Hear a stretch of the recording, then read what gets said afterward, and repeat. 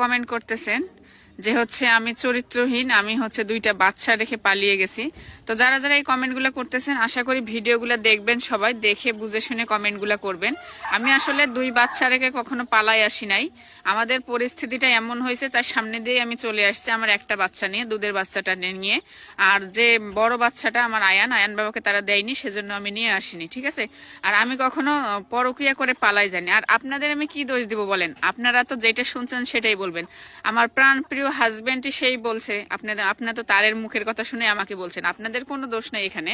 তো যাই হোক, আজকে আমি একটা কথা বলতে চাই যে যারা আমার চরিত্র নিয়ে কথা বলছে, আমি আজকে একটু তাদের চরিত্র নিয়ে নাড়া দিব। হ্যাঁ, তো যে যেরকম সে কিন্তু মানুষকে সেরকমই ভাবে।